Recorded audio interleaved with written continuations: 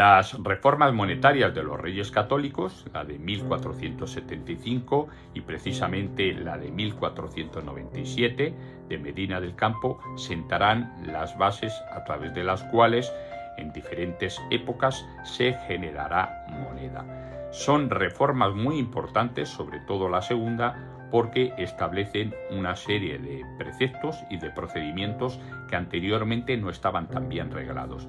Por ejemplo, el tema de la limitación de las cecas. Los Reyes Católicos limitan las cecas a un número determinado de casas de moneda para acuñar circulante, debido a que en otras épocas, por ejemplo, en la época de Enrique IV, hermanastro de Isabel la Católica, pues existían una gran cantidad de talleres que hacía ya casi imposible tener un control sobre las emisiones que se daban.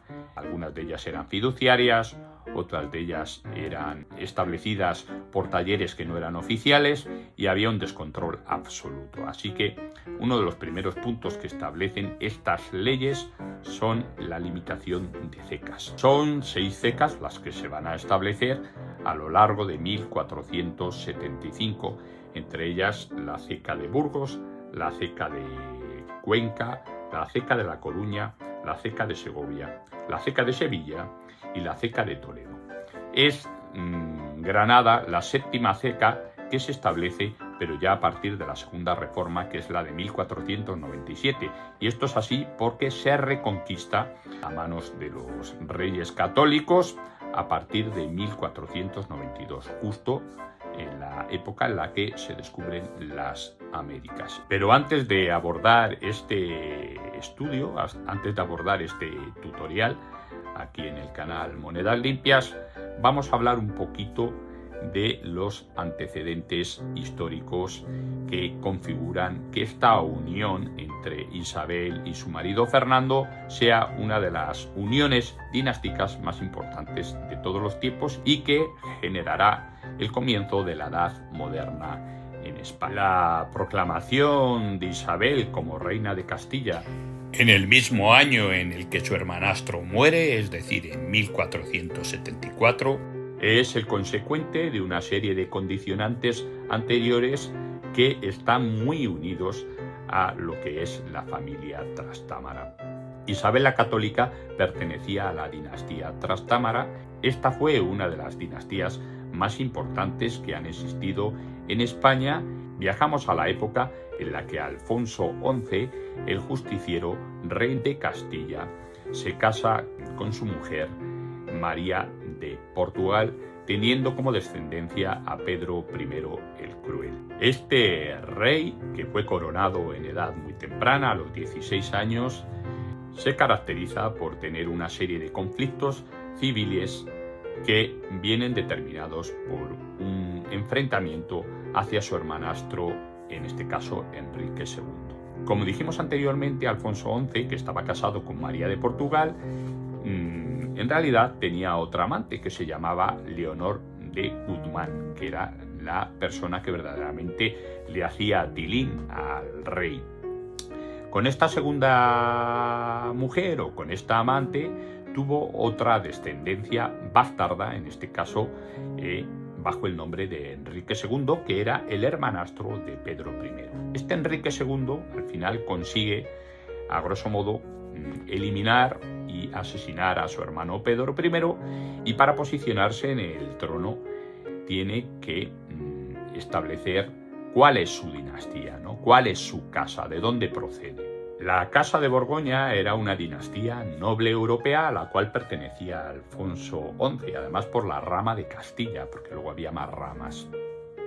Sin embargo, esta dinastía la heredó Pedro I. A la muerte de Pedro I, claro, lo que no iba a hacer su hermano era quitarle el nombre de la dinastía, y entonces se le ocurrió que uno de los condados que le había dejado su padre en herencia durante su vida, que era el condado de Trastámara, lo podría utilizar como nombre de su dinastía. Es ahí cuando empieza la dinastía de Trastámara, con Enrique ya consolidado como Enrique II, sube con ese apelativo ya al trono. Simplemente lo que hizo Enrique II fue ese condado que le había regalado su padre, que estaba tras el río Tamer, que viene del latín Tameris, y así constituyó lo que fue su dinastía, tras Tamer, es decir, tras el río Tamer, tras Támara. Y de ahí viene, porque bueno, en realidad ahora ese río se llama, si mal no recuerdo, el río Tambre. Posteriormente, Enrique II, en su árbol genealógico, tiene un hijo que es Juan I. A grosso modo, Juan I tiene otro hijo que será Enrique III, y de Enrique III vamos a Juan II. Juan II fue un rey, en este caso el padre tanto de Enrique IV como de Isabel la Católica. Ellos eran hermanastros porque aunque tenían el mismo padre, no tenían la misma madre. Es un poco, parece ser que se viene heredando este tipo de costumbres entre los reyes y entre el mismo árbol genealógico, ¿no? Al igual que a la hora de conseguir los tronos que se suelen usurpar, porque no olvidemos que Isabel la Católica recibe el trono usurpando el puesto que tenía su hermano, en este caso que era rey Enrique IV, al igual que hizo Enrique II con Pedro I, porque Enrique II no dejaba de ser hijo bastardo. En este caso, Juan II tuvo dos mujeres. Una de ellas fue María de Aragón, que fue la madre de Enrique IV, y la otra mujer fue Isabel de Portugal, que fue la madre de no solo Isabel la Católica, sino también de su hermano Alfonso de Ávila, que también, bueno, pues entraron en conflicto, en guerra civil con su hermanastro Enrique IV. Así que tenemos a Enrique IV por su lado, que va a ser el hermanastro de Isabel y Alfonso de Ávila.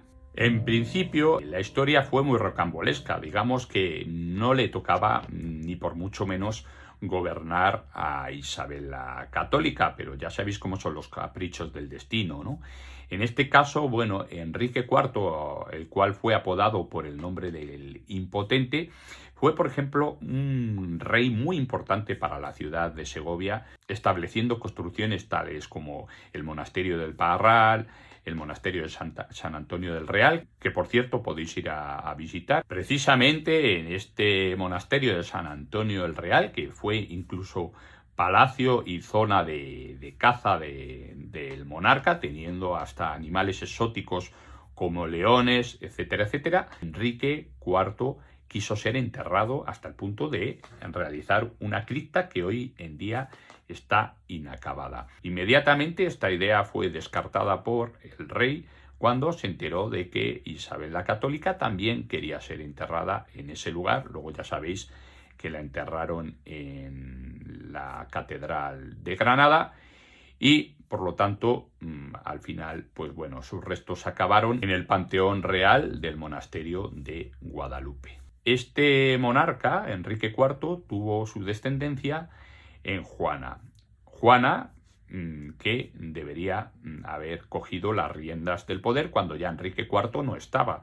El problema fue cuando entraron en disputa tanto Isabel la Católica, a través sobre todo de sus validos y sus defensores, contra Enrique IV, y toda una serie de bulos hicieron pensar al vulgo que la hija de Enrique, Juana, era en realidad la hija de su valido Beltrán de la Cueva. De ahí que se denominara el nombre de Juana como Juana la Beltraneja. Esto lo hicieron, fue una campaña de desprestigio, entre otras cuando determinaban que Enrique IV era impotente, cuando, bueno, hay ciertos estudios que dicen que no fue así. A este respecto hay investigadores que consideran como primera inseminación artificial que se dio en la historia de la humanidad. Y esto fue así porque uno de los médicos judíos de Enrique IV, a través de una cánula, inseminó a la mujer del monarca. Yo he podido ser partícipe de esa visión, de esa realidad, en el monasterio de San Antonio el Real, de esa posible cánula que puede estar custodiada en una vitrina donde aparece San Antonio con las manos al descubierto, sin ningún niño encima y una cánula al lado, algo que las monjas de clausura de la Orden de las Clarisas guardaron con cierto recelo.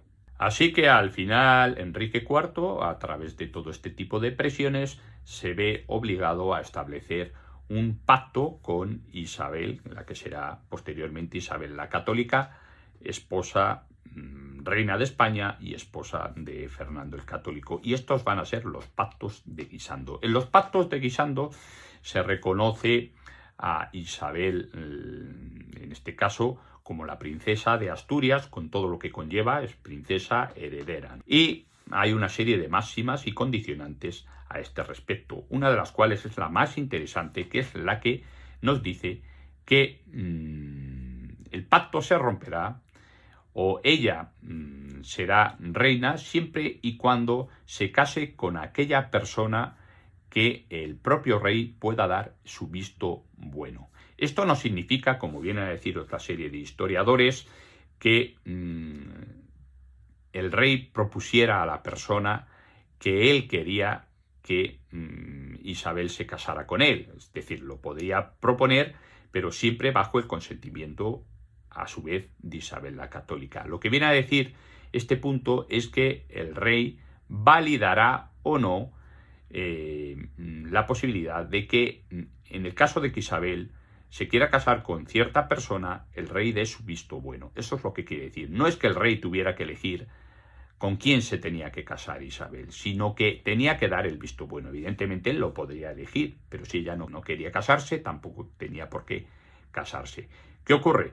Que cuando Isabel la Católica se casa en Valladolid de forma privada y intentando conseguir una bula papal, porque sabéis que también Fernando el Católico pertenecía a la rama de los Trastámara, de la zona de Aragón, y por lo tanto era primo de Isabel la Católica, tienen que conseguir posteriormente una bula papal, la falsificación, mejor dicho, de una bula papal para validar su enlace, ¿no? Porque no se podían casar entre primos. Cuando Enrique IV se entera de que Isabel la Católica se ha casado con Fernando el Católico, es cuando se rompen piñas y cuando se vulneran los pactos de Guisando. Surgen, por lo tanto, conflictos civiles, pero que al final, bueno, dan con la muerte inesperada, seguramente por envenenamiento, no se sabe bien, pero la muerte inesperada de Enrique IV. Ante esta circunstancia, Isabel la Católica se proclama reina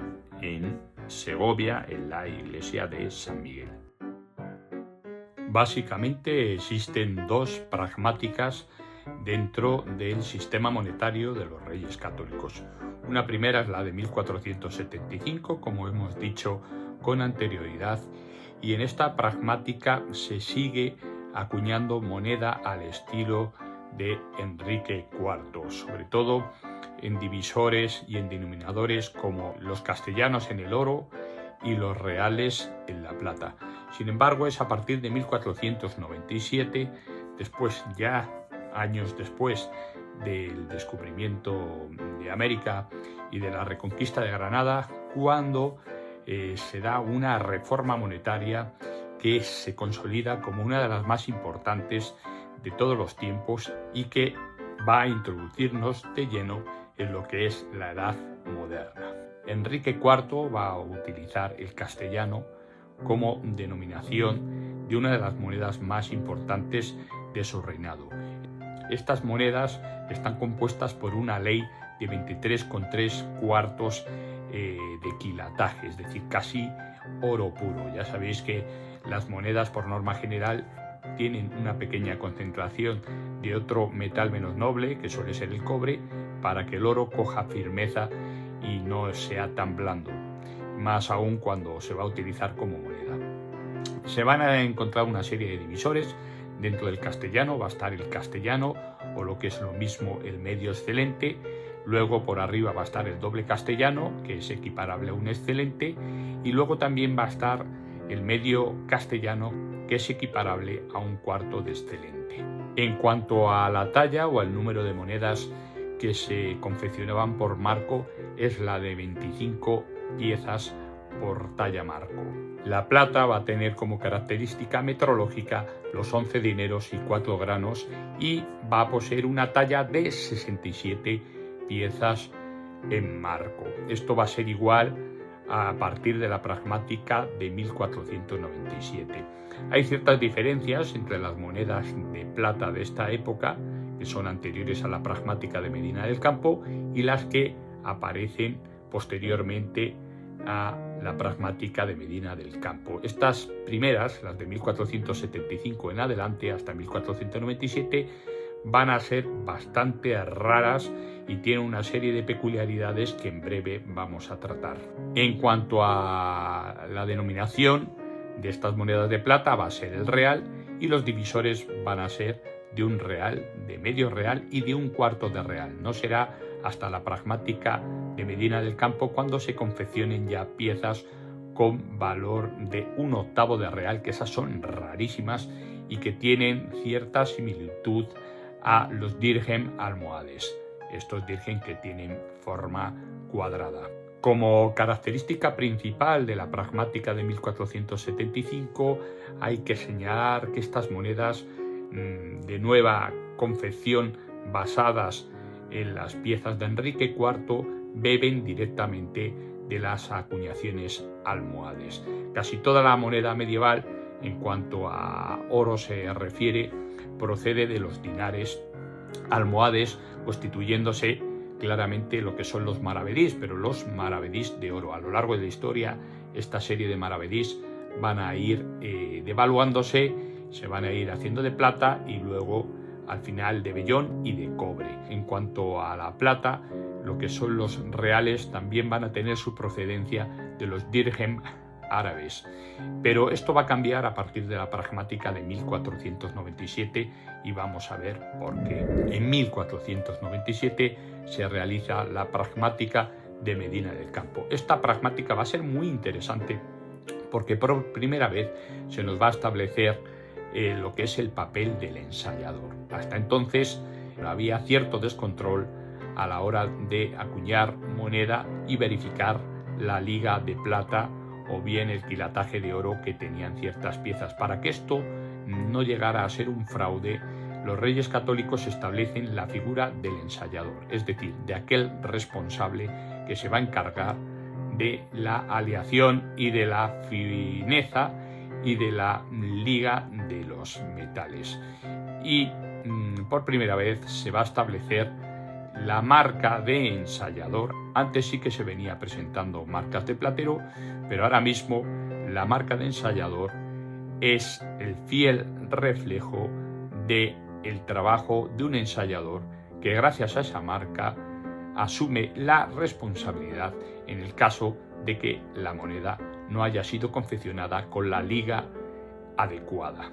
Surge una nueva centralización de las cecas y esto debido sin duda alguna a la reconquista de Granada y a la unificación de todo el reino, tanto del reino de Castilla como del reino de Aragón, que posibilita que los reyes tengan control absoluto sobre todas las cecas que se establecen en la piel de toro.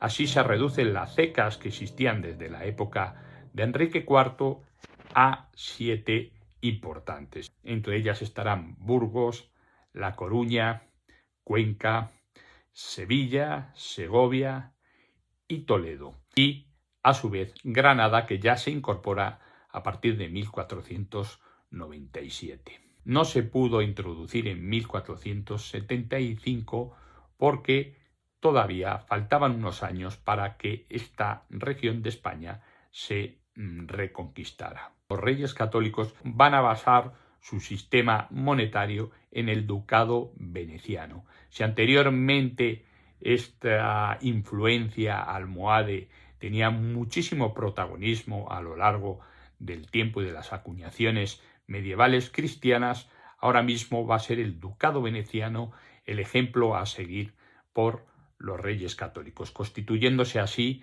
como denominador principal la moneda de oro en la nomenclatura de excelentes de la Granada, distinguiéndose de los de 1475 que no tienen este apelativo. Y eso es así, como hemos dicho anteriormente, porque ya se introduce el símbolo de la Granada, símbolo que, por cierto, ya usó en su reinado Enrique IV y que lo vuelven a utilizar los reyes católicos en su divisa. Hay que tener en cuenta que Isabel la Católica copió y plagió muchísimas de las ideas que buenamente su hermanastro había configurado para su reinado, y esta divisa fue una de ellas. Se constituyen así monedas de oro con valor de 1 excelente, 2 excelentes, 4 excelentes, 10 excelentes, 20 excelentes y 50 excelentes. Y diréis, pero ¿y estas monedas? Sí, estas monedas son las precursoras de los futuros centenes que se van a desarrollar en el Real Ingenio de la Moneda de Segovia en época de Felipe III por el ensayador Diego de Astor. Pero es que estas monedas no fueron las primeras. Ya hubo unas monedas anteriores en la península ibérica, por ejemplo las 10 doblas de Pedro I, del que hemos hablado anteriormente, que fue una de las piezas más emblemáticas, la podéis ver en el Arqueológico Nacional, de toda la historia mundial, numismáticamente hablando. En cuanto a la moneda de plata, se siguen constituyendo los reales y en este caso se añade un divisor más, que es el octavo de real que habíamos dicho anteriormente. Así que pasan a ser el real, el medio real, el cuarto real y el octavo de real. Muchos de vosotros diréis que habéis visto monedas de 2 reales, de 4 y de 8 reales a nombre de los reyes católicos, pero esas monedas ya aparecen posteriormente a la muerte de estos mismos monarcas y se constituyen en época de Carlos y Juana y en época de Felipe II, anterior a la pragmática de la nueva estampa de 1566. En cuanto a la moneda de vellón, nos vamos a encontrar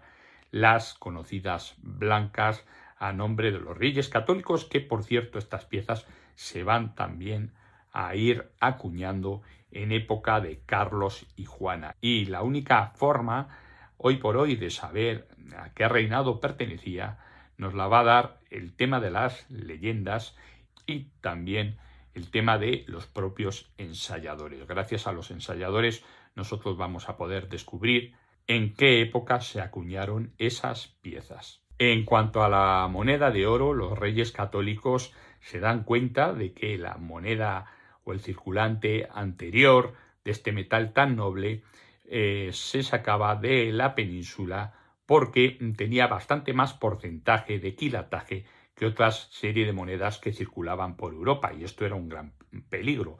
Por lo tanto, ajustan también el quilataje de este tipo de moneda de oro. En este caso es un 23 con 3/4, al igual que en los castellanos de 1475, pero en este caso también se ajusta la talla de 65 piezas por marco. Si antes se ajustaba una talla de 25 por marco, ahora se acusa y se reduce el quilataje y se reduce el módulo de cada moneda ajustando la talla a 65 piezas por marco. En cuanto a la plata, digamos que es igual que en la pragmática de 1475, 11 dineros y 4 granos con una talla de 67 piezas en marco. Y en cuanto al vellón, se introducen 7 granos de plata con una talla, fijaos, de 192 piezas por marco.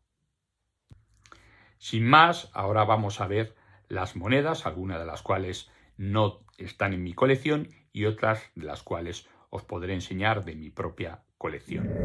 Está claro que, salvo que me toque la quiniela o algún suscriptor millonario me pase una pieza de estas tan interesantes de la pragmática de 1475 de oro, vamos a tener que conformarnos con las imágenes de este vídeo. Así tenemos pues este doble castellano, que es en realidad un excelente de los reyes católicos. Y bueno, en el anverso nos aparecen los reyes enfrentados, están entronizados a la manera de los Enriques de Silla, del hermanastro de Isabel la Católica, y aparecen con ciertas armas. Veis a Fernando con una espada y a Isabel con un cetro.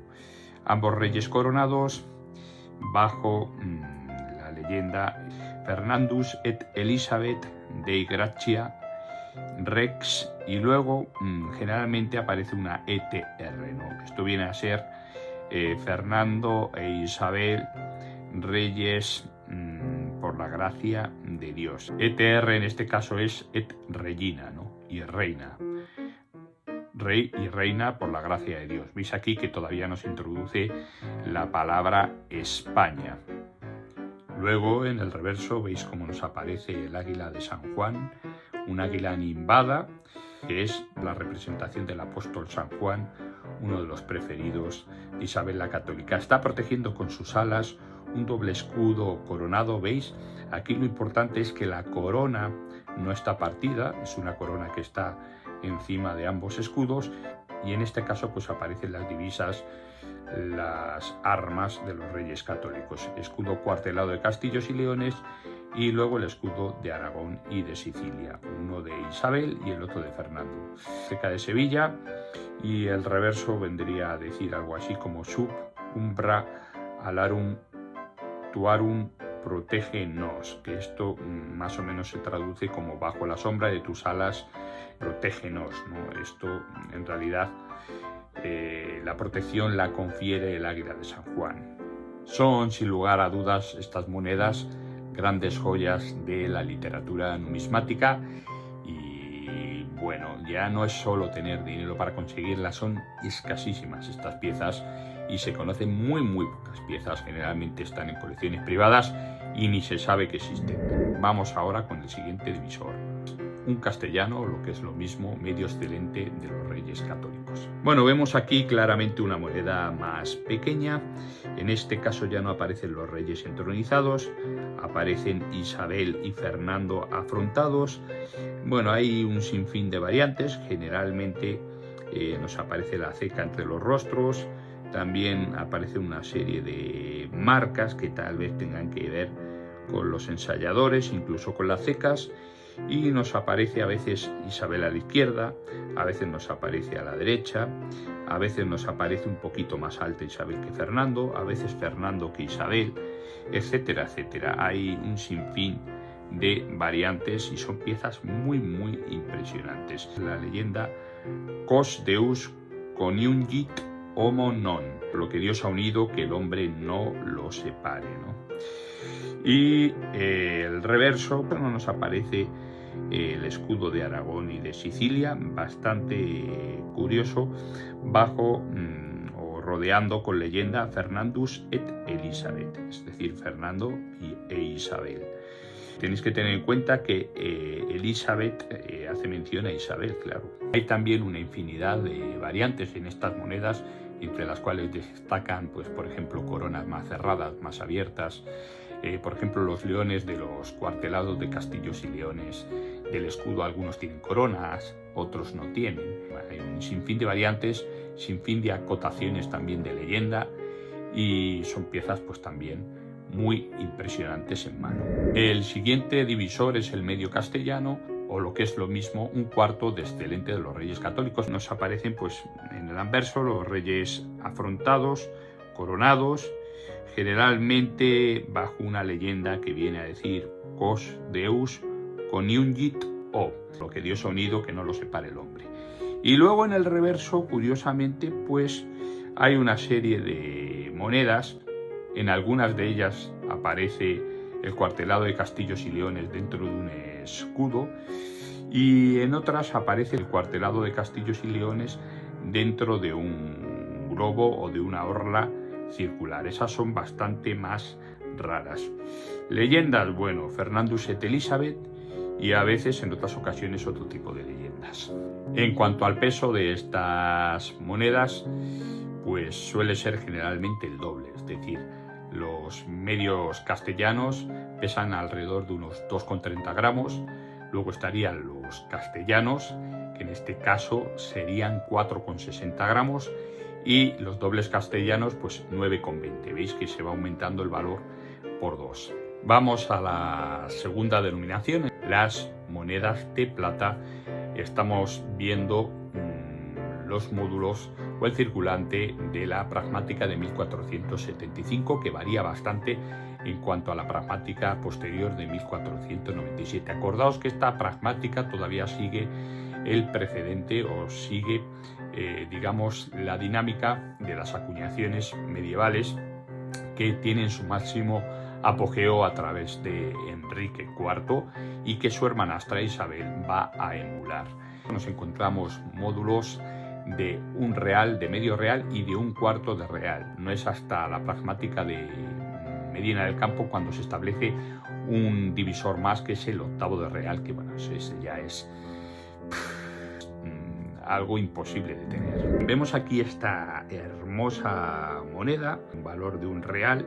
En el anverso también el águila de San Juan protegiendo el escudo cuartelado de castillos y leones. La leyenda que circunscribe el arte de la moneda nos dice Fernandus et Elisabeth de gratia res et regina, es decir, Fernando e Isabel, rey y reina por la gracia de Dios. Esta serie de monedas también suele tener acotaciones en función del tamaño del cospel, de los cuños, etcétera, etcétera. En cuanto al reverso, nos aparece también el escudo coronado de Aragón y de Sicilia, y cuya leyenda dice Dominus mihi adiutor et com timevo quid pacet mihi om. El Señor es mi ayuda, no temeré lo que pueda hacerme el hombre. Tenemos el módulo de medio real también, o el divisor de medio real, en el que en el anverso, fijaos qué curiosas estas piezas, seguramente son, bastante más difíciles de conseguir que los reales de los Reyes Católicos. Dentro de una orla circular, las iniciales de Fernando e Isabel coronadas y rodeando la leyenda que dice Quos Deus coniuncit homo non separate. Lo que Dios une, que el hombre no lo separe. En el reverso, el cuartelado de castillos y leones de la corona de Castilla dentro de una orla circular sin escudo, rodeándole la leyenda Fernandus et Elisabeth de gratia, es decir, Fernando e Isabel por la gracia de Dios. Cuarto de real, que al igual que en el medio real aparecen las iniciales, pero ya una en anverso y otra en reverso, la F de Fernando coronada y la I de Isabel coronada, y la leyenda se complementa la del anverso con el reverso, ¿no? Como suele ocurrir en monedas también más modernas, y dice Quos Deus coniuncit homo non separat, lo que Dios junta, el hombre no lo separe.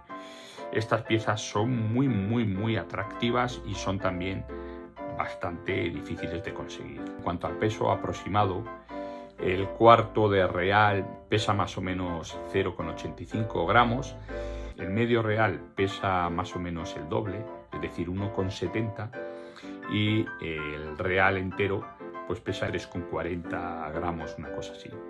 Moneda de vellón, en esta pragmática no se tiene constancia de que se dictara ley alguna para acuñar este tipo de moneda. Llegamos así entonces a la pragmática de 1497, la pragmática de Medina del Campo, la segunda de los Reyes Católicos, una pragmática monetaria que establece una serie de preceptos que se van a tener muy en cuenta a partir de entonces y en adelante. Por ejemplo, algo vital que ya habíamos comentado con anterioridad era el establecimiento, la centralización de una serie de cecas, la disminución de cecas y la aparición, por ejemplo, de ciertos roles como es el rol del ensayador, atribuyendo las marcas de ensaye a las monedas pertinentes. Es una pragmática que va a basar su sistema monetario en el ducado de oro veneciano. Al igual que anteriormente nos fijábamos en moneda almohade, pues ahora nos vamos a fijar en el ducado veneciano. Esto tiene una serie de repercusiones de las cuales vamos a hablar ahora. En cuanto a la moneda de oro, nos vamos a encontrar tres divisores interesantes. Está el doble excelente de la Granada, el excelente de la Granada y el medio excelente de la Granada. Ya vimos cómo se establecía por primera vez el símbolo de la Granada a partir de 1497 que reflejaba, bueno, digamos, otra zona importante para unificar todos los reinos de Castilla y Aragón, en este caso para empezar a hablar ya de España. Y aparte, bueno, es un símbolo que ya había utilizado Enrique IV y que sobre todo a Fernando le gustaba por el hecho de que tenía un doble componente, ¿no? Ese amargor y ese dulzor del gobernar o del reinar, ¿no? Una parte lo que quieren establecer es el rey tiene que ser justo y el rey tiene que ser benevolente, se le da ese carácter amable, ese carácter dulce, ¿no? Cuando el rey tiene que imponerse y el rey tiene que hacer cumplir la ley, entonces es cuando surge ese carácter más amargo, ¿no? Esos toques amargos y dulces de la granada. Es otra forma de mostrarnos en las armas de los escudos este tipo de publicidad que querían llevar los reyes católicos. El doble excelente de la granada de los reyes católicos, en cuanto al anverso, bien se pudiera parecer a los castellanos de la pragmática de 1475. Por un lado nos encontramos a los reyes afrontados. La marca de ceca suele establecerse en este caso generalmente encima de los rostros coronados, y luego hay una leyenda que circunscribe todo el arte de la pieza que pues dice Fernandus et Elisabeth Dei gratia res et rei. Fernando e Isabel, rey y reina por la gracia de Dios. Estas piezas presentan muchos tipos de acotaciones en la leyenda y en función de las acotaciones también existen las variantes determinadas. Ahora nos vamos a encontrar en el reverso con algo completamente atípico. Sí que nos sigue apareciendo el águila de San Juan, rodeado por la leyenda Sub umbra alarum tartarum pro, bajo la sombra de tus alas nos proteges. Pero en este caso veis que se integra el cuartelado de castillos y leones y el escudo de Aragón y de Sicilia como en una especie de división, tal vez de 4 cuartelados dentro de un escudo. Se repite así varias veces cada escudo y luego en la parte inferior del escudo ya nos aparece por primera vez el símbolo de la granada. El excelente de la granada de los reyes católicos es prácticamente igual que el doble excelente. Por un lado nos encontramos en el anverso también los bustos afrontados de los monarcas, ambos de ellos coronados, y con la leyenda Quos Deus coniungit homo non sep, lo que ha unido Dios que no lo separe el hombre, y luego en el reverso Fernandus et Elisabeth Dei gratia rex. Pues lo mismo, Fernando e Isabel, reyes por la gracia de Dios. Y luego en el reverso pues se nos presenta también el escudo de armas doble de Castilla y León y en Aragón y de Sicilia, con el símbolo de la granada, y la leyenda como Fernando e Isabel, reyes por la gracia de Dios, ¿no? Fernandus et Elisabeth Deus o Dei gratia rex. En cuanto a los medios excelentes, pues aquí tenemos una cierta similitud que tiene que ver con los cuartos de real, en este caso la pragmática de 1475. Estos medios reales de la granada, bueno, nos muestran en un anverso o en un reverso, según sea la ceca y la moneda, la inicial de Fernando con una F coronada y la inicial de Isabel con una I coronada. La leyenda pues es una leyenda, digamos, complementaria, que está en anverso suele aparecer Fernandus Dei gratia rex Castellion, y en el reverso se nos suele presentar la leyenda Elisabeth Dei gratia regina Castell, es decir, Fernando y Isabel, rey y reina de los reinos de Castilla y León. En este caso, en el reverso, pues nos aparece, como veis, una I, que es la inicial de Isabel, una I coronada. El peso de estas monedas, bueno, pues el medio excelente, el peso teórico es más o menos de 1,78 gramos. El peso del excelente viene a ser como el doble del medio excelente, como algo así como 3,56. Y luego el peso del doble excelente suele estar en torno a 7,10 gramos. Ahora vamos con las denominaciones de plata, en este caso el real, con sus divisores, con valor de un real, medio real, cuarto de real y por primera vez un octavo de real. Así que vamos con ello.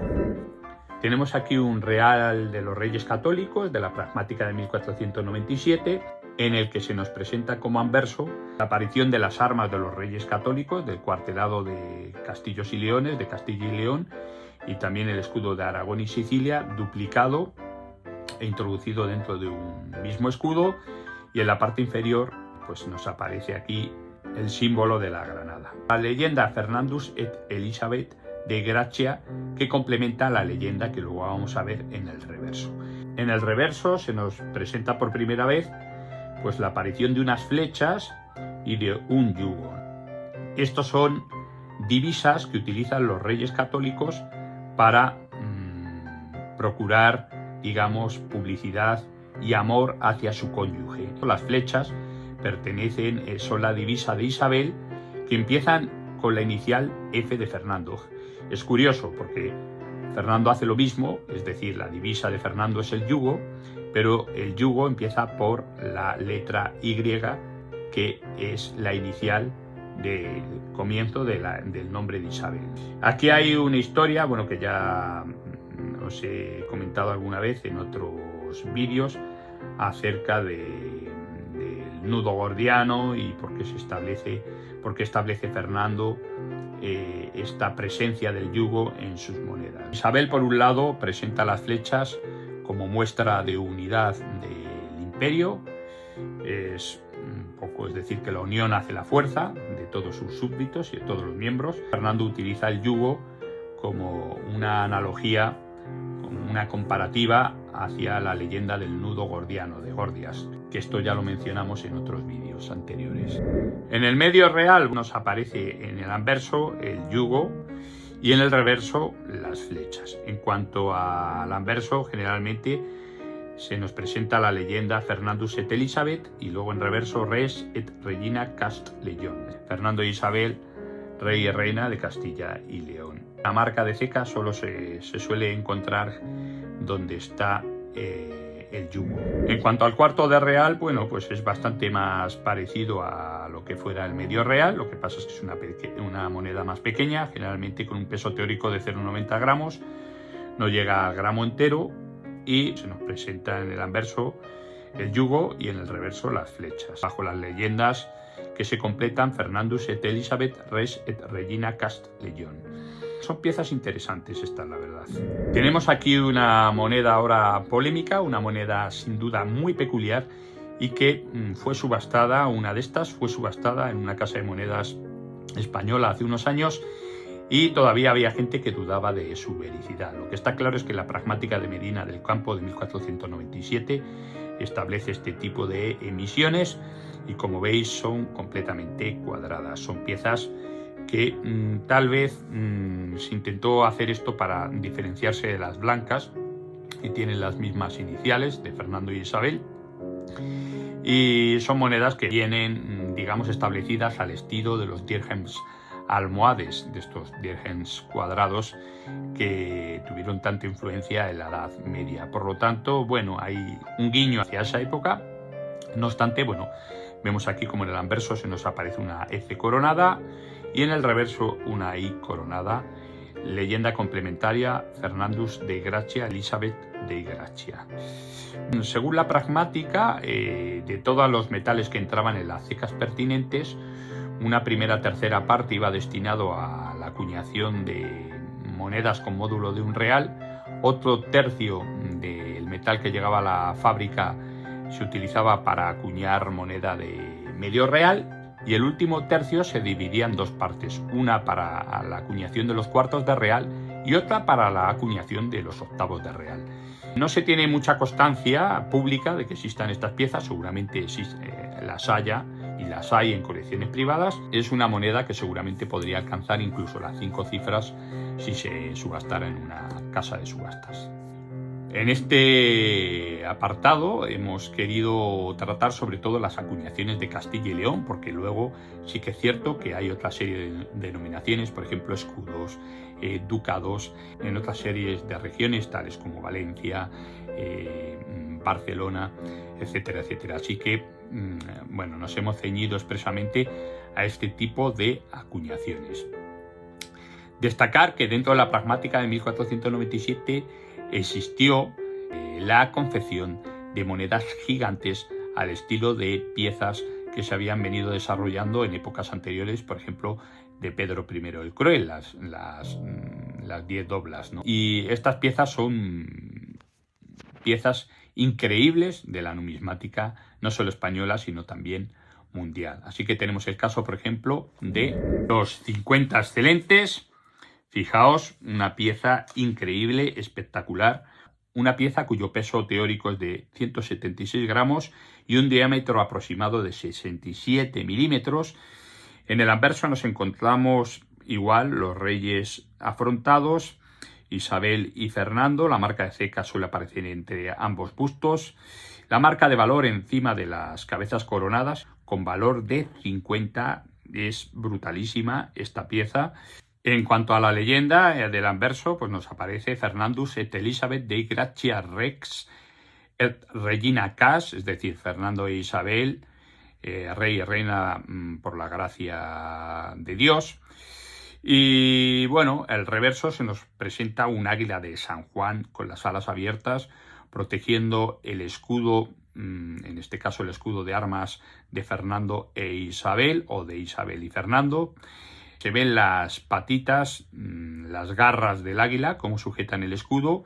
Un escudo en el que se componen las armas por valor doble y con el símbolo de la granada. Aquí la leyenda nos dice: sub umbra alarum taurum protégenos. Bajo la sombra de tus alas, protégenos. Una pieza sin duda excelente. Hay valores también de 20 excelentes. Los 20 excelentes, bueno, se acuñaron en varias cecas con un peso teórico de 70 gramos y 55 milímetros. Sigue el mismo patrón que la de los 20 excelentes. Luego existieron monedas también de 10 excelentes con un peso teórico de 35,60 gramos, unos 42 milímetros de diámetro. Estamos hablando de piezas que en mano son similares a los folis de la Reforma de Justiniano, estos folis enormes de unos 42 milímetros, así que tiene que ser impresionante en mano. Y también pues sigue un poco, digamos, el modelo de estas piezas, grandes piezas. El cuádruple excelente de los Reyes Católicos tiene un peso teórico de unos 14,20 gramos y un diámetro aproximado de 34 milímetros. Sigue el patrón de los excelentes de la Granada. El valor suele situarse encima de los rostros coronados de los reyes. Aparecen afrontados en el anverso y en el reverso, bueno, pues el escudo cuartelado de castillos y leones, Aragón y Sicilia, duplicado por 2, coronado, y el águila de San Juan protegiendo al escudo. En este caso, la leyenda que se complementa con respecto a anverso y reverso, que sería Fernandus et Elisabeth de gratia res et re, sub umbra alarum tuar. Fernando e Isabel, reyes por la gracia de Dios. Y luego sub umbra, bueno, pues lo de bajo tus alas nos proteges. Y luego, por último, ya un doble excelente. Un doble excelente con un peso teórico de 7,2 gramos y un diámetro de 28 milímetros.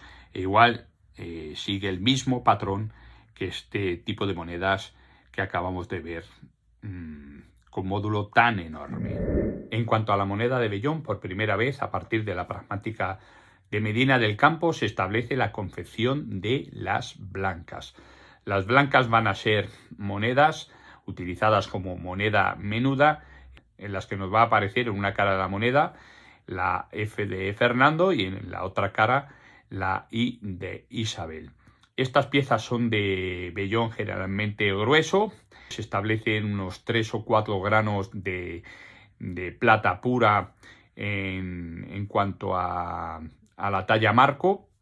Si consideramos que en esta época los Reyes Católicos establecen un marco como el patrón de medida de unos 230 gramos, pues el porcentaje por cada pieza acuñada de estas piezas, de estas monedas, es muy bajo en cuanto a liga de plata se refiere, pues tal vez un 2%, un 1% de liga de plata por moneda.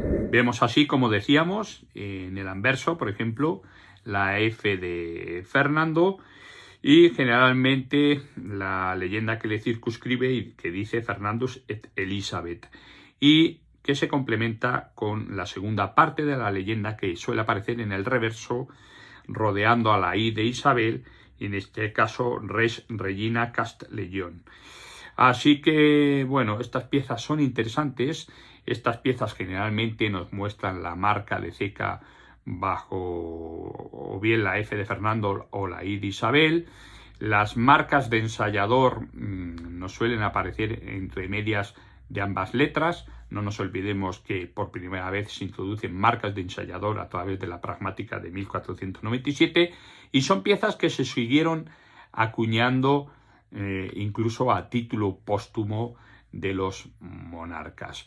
Muchos de vosotros diréis que por qué no hemos tratado módulos superiores en cuanto a moneda de plata se refiere con la pragmática de 1497, porque muchos de vosotros diréis, vamos a ver, si yo he visto monedas a nombre de los reyes católicos con valor de 2, 4 y 8 reales. Bien, sí, cierto es, pero esas piezas no se sabe todavía bien en qué periodos de tiempo exactos se confeccionaron y según qué pragmática, pero fue ajena a la pragmática de Medina del Campo y en este caso a título póstumo de los monarcas. Monedas que se acuñaron o bien en tiempos de Carlos y Juana o bien en tiempos de Felipe II a nombre de los reyes católicos, habida cuenta de la impresionante riqueza promocional que tuvieron estos reyes con respecto a todo el mundo.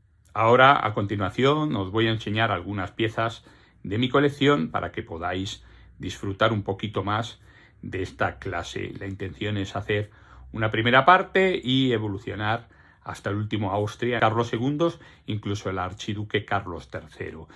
Así que van a ser unas clases, unos tutoriales interesantes para todos aquellos que queráis aprender a grandes rasgos sobre esta historia monetaria moderna española. ¿Veis? Bueno, aquí tenemos una pieza excepcional. En este caso, una pieza de dos excelentes de la Granada de los Reyes Católicos. Aquí la cruz y el armiño, marca ensayador, ceca de Sevilla. Fijaos qué pieza tan espectacular. Esta la vamos a sacar de aquí. Estas monedas se tienen que manipular sin guantes. Y bueno, porque se protegen mucho más así. Fijaos, esta pieza estaba, como veis aquí, engarzada. De esto ya hice un vídeo hace tiempo, por lo tanto, bueno, pues si queréis visitar el vídeo correspondiente y disfrutar de esta maravillosa pieza. En este caso, como veis aquí, un doble excelente de los Reyes Católicos, seguramente, bueno, el caso posterior a la pragmática de 1497, una pieza completamente brutalísima, con todas sus leyendas. Y aquí, como habíamos hablado a lo largo del tutorial, nos encontramos el cuartelado de castillos y leones duplicado arriba y abajo, en el primer cuadrante, en el tercer cuadrante, luego de Aragón y de Sicilia. Veis aquí un real de los Reyes Católicos, de la ceca de Sevilla, la marca ensayador aparece aquí. Y en este caso, bueno, nos encontramos en esta cara de la moneda, pues un escudo que supuestamente está coronado, lo que pasa es que, como veis, está recortado el cospel. En este caso no es que el cuño sea más pequeño que el cospel, sino que fue recortada la pieza. Igual que en la otra moneda que hemos visto con anterioridad, la moneda áurea, nos encontramos el cuartelado de castillos y leones, el escudo de Aragón y de Sicilia, las armas de Aragón y de Sicilia, y todo duplicado por 2, y aquí el símbolo de la Granada. Esta pieza, tengo que decir que pertenece a la pragmática de 1497, al igual que la otra moneda anterior. Aquí nos aparece el yugo y las flechas, que en este caso son 6 flechas. Una pieza pues muy atractiva y en este caso con valor de 1 real. Así que fijaos, este tipo de coleccionismo es muy agradecido.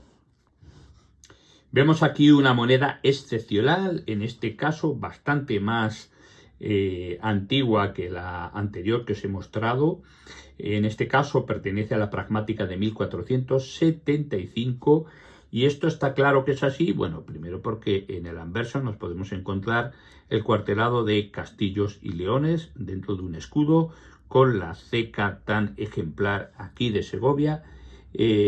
Bueno, veis que este escudo está coronado, pero nos aparece el águila de San Juan. El águila de San Juan, digamos que ya en los reales de 1497 desaparece. Aquí el águila de San Juan protegiendo con sus alas el reinado de los reyes que se autodenominaron reyes católicos. Veis aquí el escudo de Aragón y de Sicilia. Todavía están separados.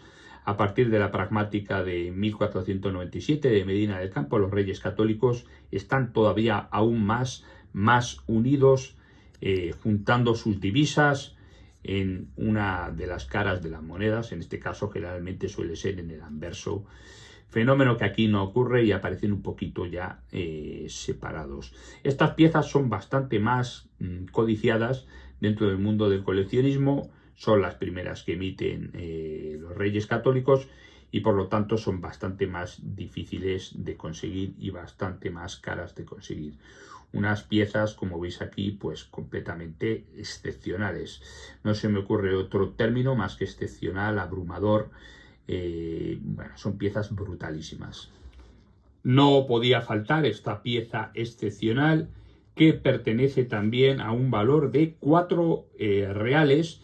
Y diréis, pero vamos a ver, 4 reales, ¿cómo es posible que esta pieza? Pues sí, esta pieza es de 4 reales y es una pieza también de la ceca de Sevilla. Veis aquí el 4 superado de Roel. Sin embargo, esta pieza es muy característica porque ya está hecho a título póstumo de los Reyes Católicos. Hemos dicho que en la pragmática de Medina del Campo de 1497 los mayores divisores en cuanto a plaza se refieren son de 1 real. Los de 2, 4 y 8 reales se emiten a título póstumo con su nombre. Por eso diréis, no, pero ¿cómo es posible si yo vi piezas, lo que os comentaba anteriormente, con el nombre y la leyenda de Isabel y Fernando? Ya, pero porque están a su nombre y porque estén a su nombre no significa que sean de esa época, sino que son posteriores. Esta conserva todavía brillo original, es una pieza brutalísima. En algún vídeo habéis comentado alguna vez que cuál es la diferencia entre brillo original y brillo. Mirad, cuando una pieza le dais la vuelta así y no se recoge todo el brillo en toda la pieza y hace una especie de tornasol, en estas es más difícil, es que generalmente es el brillo original, porque vosotros cuando mal limpiáis la pieza, digamos, cuando la mal limpiamos, alisamos la pieza de tal forma que el brillo incide en toda la moneda y esto no hay que hacerlo, claro. Bueno, una pieza brutalísima, brutalísima. Fijaos qué monedón, madre mía del amor hermoso. Esto sí que es un monedón del tamaño de un 8 reales, ¿veis? Esto es del módulo de un 8 reales, del tamaño, aunque es un 4 reales. ¿Por qué? Por estas piezas acullaman en función de cuántas piezas por talla marco. ¿Veis? Una pieza brutalísima. Veis aquí esta pieza excepcional, es una blanca a nombre de los Reyes Católicos y de los Reyes Católicos. Estas se emitieron también en el reinado a través de la pragmática de Medina del Campo, pero también a título póstumo. Y veis ahí la ceca de Burgos, la I de Isabel, que esta es bastante curiosa, está ahí, porque casi podríamos decir, a ver, fijaos que casi podríamos decir que es muy rara esta I, la verdad. Una E de Elizabeth. Pero bueno, eso sería raro, esa la tengo que estudiar. Aquí tenemos otra pieza de Burgos. Ahí la I de Isabel. Esta la pongo rara porque está como golpeada, como achatada. Esta pieza de la ceca de Cuenca. Y bueno, en este tipo de emisiones, sobre todo en moneda de plata, en moneda de oro, no solo tenemos en cuenta la marca de ensayador a la hora de fechar las piezas, sino también el estilo, ¿no? Cuando el estilo es muy gótico, digamos que son piezas anteriores. Cuando el estilo va siendo humanístico, una grafía más parecida a la nuestra, más castellanizada, pues ya son monedas posteriores. Y luego también hay fases intermedias. en las que, bueno, hay una mezcla entre estilo gótico y estilo humanístico. Así acabamos este primer tutorial hablando de la pragmática de Medina del Campo, de los Reyes Católicos, y continuaremos con la moneda moderna hasta la época del último Austria, en este caso Carlos II e incluso el archiduque Carlos III. Así que, bueno, espero que os haya gustado este vídeo. Espero que lo compartáis. Para mí es importante que esto sea así para que el algoritmo funcione mejor y cada vez lleguen más mis vídeos a más gente. Y no mucho más. Si os ha parecido bien, dadle un like, que eso también ayuda al algoritmo. Y podéis dejarme en comentarios lo que os venga en gana.